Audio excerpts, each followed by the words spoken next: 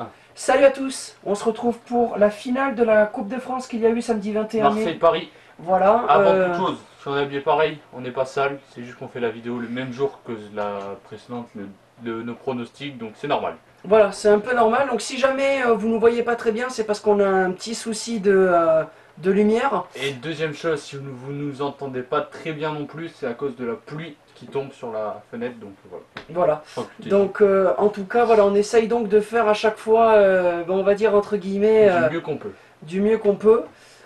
Donc j'espère aujourd'hui que ça va vous plaire le débrief qu'on va faire.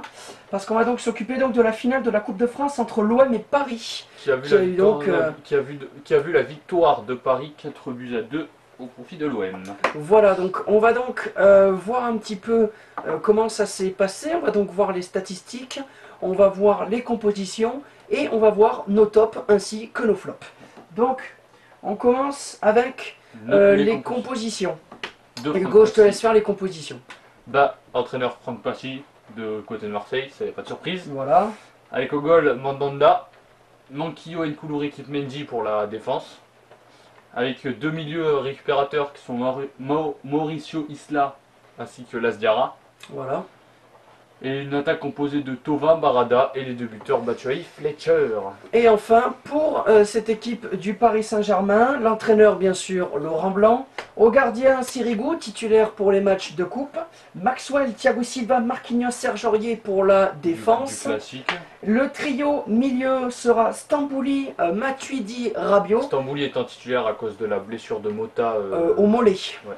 Voilà, la blessure au mollet. Et enfin, le trio Cavani, Zlatan, Di Maria, le trio bien sûr habituel de la Ligue 1, ce soir titulaire en finale de Coupe de France. La CDI. Exactement. Avant de faire le débrief, on va donc vous montrer un petit peu les statistiques de ce match qu'il y a donc eu.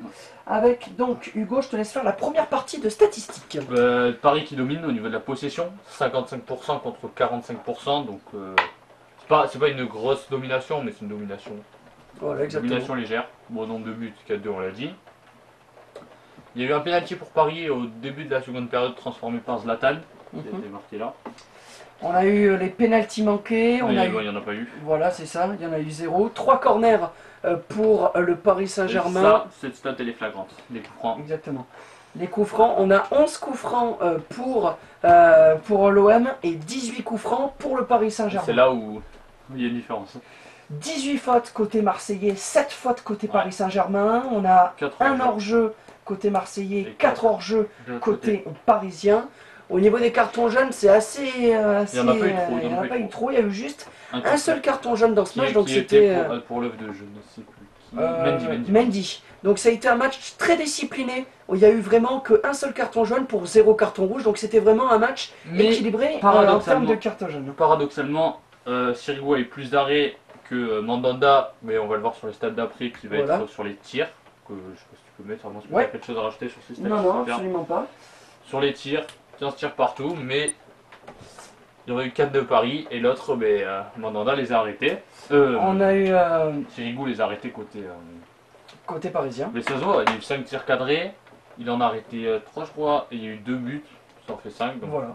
En termes de précision de tir, 33% pour l'Olympique de Marseille, 47% pour le Paris Saint-Germain. En taux de réussite, 40%, 57% pour le Paris Saint-Germain. Il n'y a pas eu de poteau ni de barre dans le match. Exactement. En termes de tirs arrêtés, 2 pour Marseille, 4 pour le Paris Saint-Germain.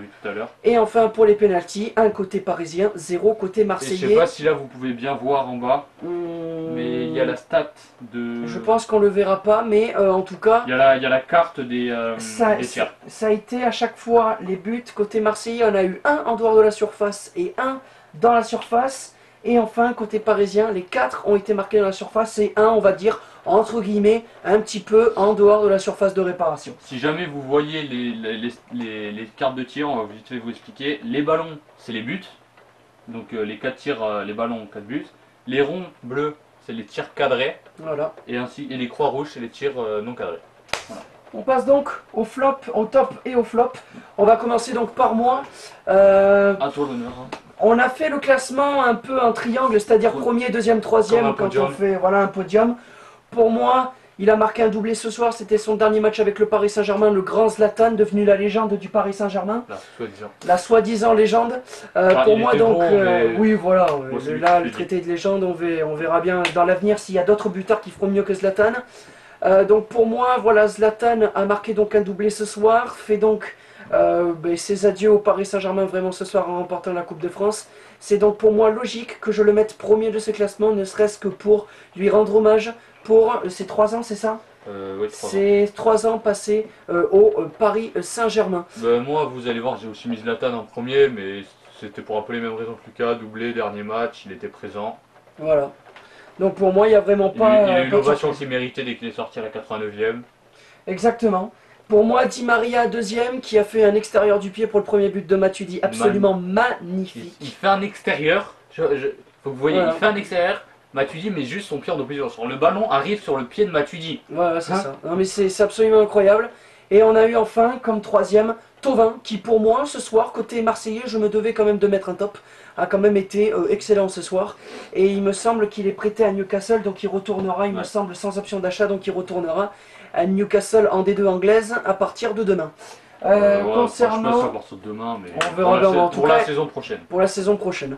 En tout cas, pour ce qui est des flops, Nkoulou en premier, qui a pour moi été Dégueulasse. Il catastrophique. était dégueulasse. Il a été ce soir Il est- l'auteur du si- penalty côté Paris Saint-Germain sur Si vous l'un des voyez 4 sur la buts. télé, la tête qu'il a fait, c'était son match. C'était son match.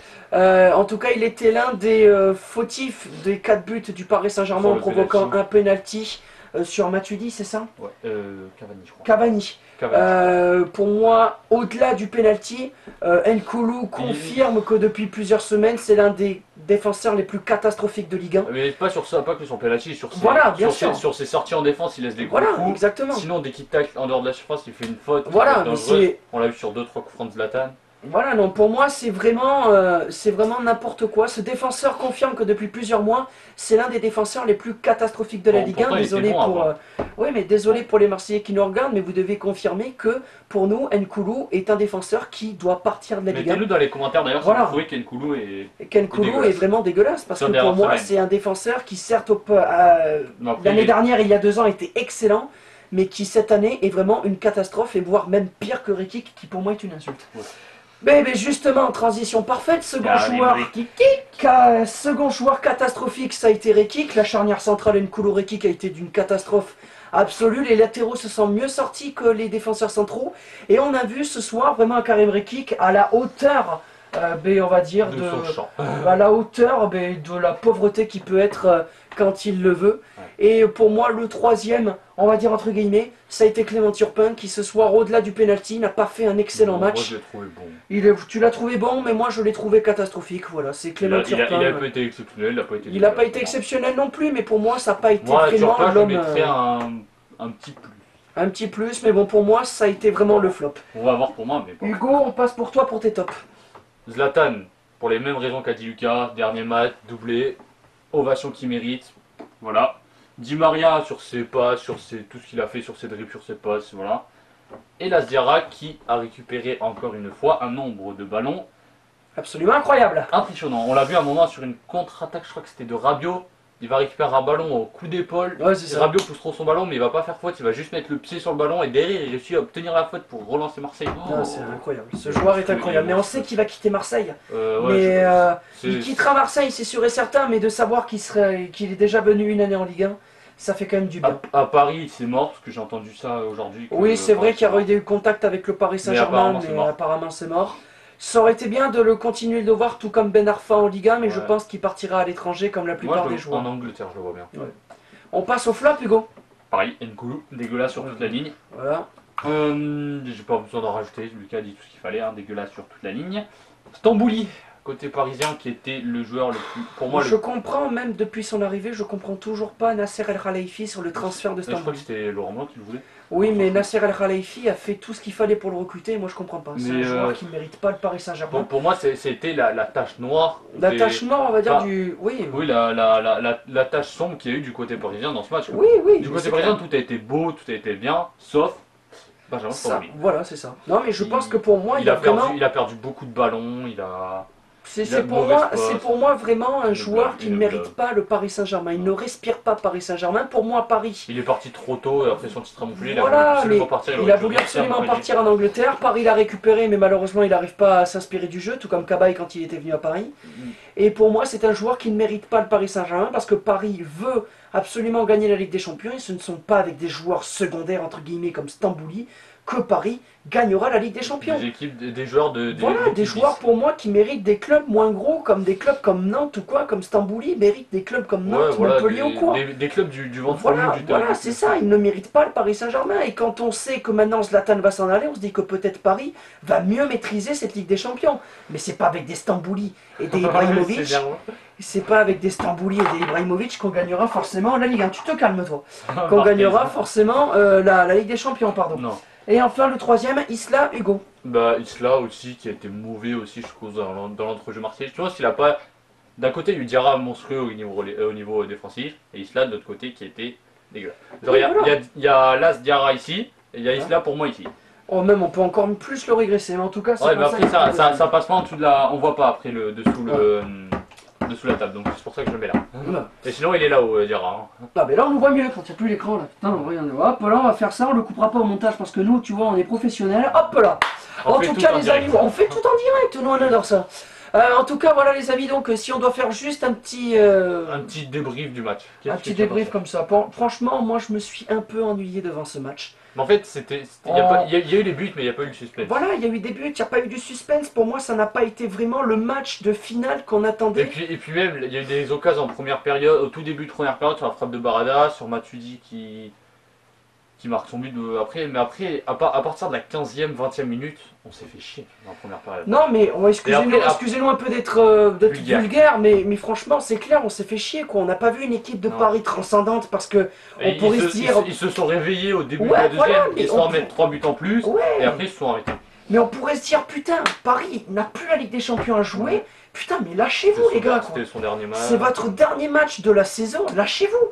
Marseille, ils ont essayé de faire du jeu, ça a marché. Ils se sont pris 4 buts certes parce que c'était une défense Nkoulou-Rekik absolument catastrophique. Mais on a vu franchement une équipe de l'OM qui voulait faire plaisir à ses plus de 28. Oui, quelque chose comme ça. Entre ces 25 et 28 000 supporters qui se sont déplacés là-bas. C'était un truc de fou. Bon, après à Paris ils ne sont pas déplacés parce qu'ils sont sur place. Voilà, ils sont directement sur place. Et puis il y avait une farandole de footix présent, enfin ça a été. Il y avait même quelques ultras, donc comme quoi c'était. Mais sur moi, là, ce qui reflète le laxisme parisien, c'est sur le deuxième qu'ils encaissent. Oui, voilà. Il y a une frappe de je sais plus quel joueur marseillais, désolé. Nkoudou, je crois, un truc comme ça. Peut-être Cyril ou l'arrête. Il n'y a personne qui suit, il n'y a personne dans la surface, il n'y a que Batshuayi dans la surface. Non mais après voilà, il n'y a aucun défenseur parisien qui est dans la surface. Je pense que dans ce match, malgré que Paris ait mis les 4 buts, je pense que personne n'a été concentré dans ce match. L'OM voulait vraiment gagner, voulait vraiment un espoir d'Europe, mais n'avait vraiment pas les capacités pour pouvoir battre Paris. Ils n'avaient pas l'effectif pour concurrencer. Mais bien sûr, pour moi, Paris était carrément au-dessus et l'OM n'a pas l'effectif, en vue de la saison actuelle, n'a pas les capacités de pouvoir battre le Paris Saint-Germain. Même Mandanda en plus n'a pas fait un gros match comparé à d'habitude. Exactement, on s'est dit c'était le dernier match de Mandanda, tout comme Zlatan à l'OM et au Paris Saint-Germain. Et là, on s'est dit, Mandanda, il va se lâcher.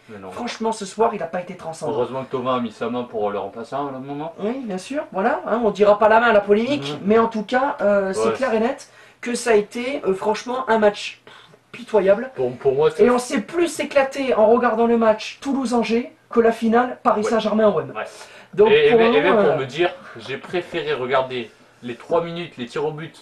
De Dortmund, oui, parce qu'on a regardé en même temps, voilà, les Dortmund-Bayern, on voulait faire un résumé, mais on n'a pas vu le match, on a juste vu la séance de tirs au but.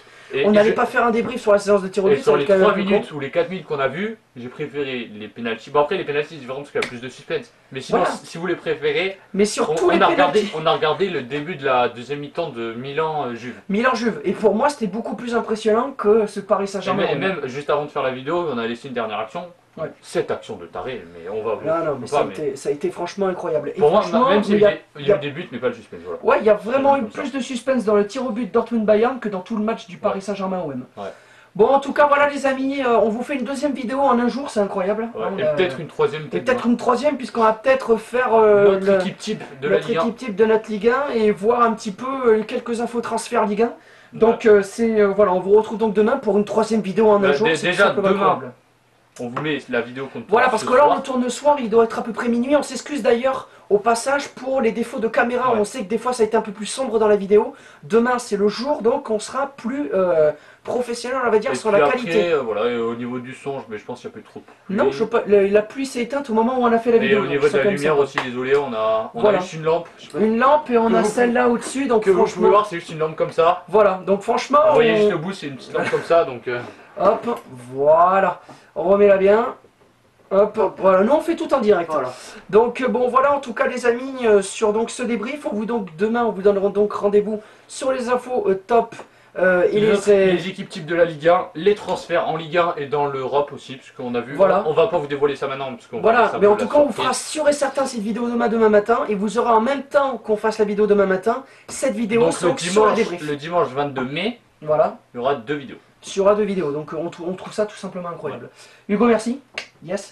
Et puis on se retrouve donc demain pour la vidéo sur le débrief de cette Ligue 1 pour notre équipe type et les transferts. Et demain matin vous avez donc cette vidéo débrief PSG-OM. Merci Hugo. Ciao. Salut tout le monde, big up, Ciao. bonne nuit.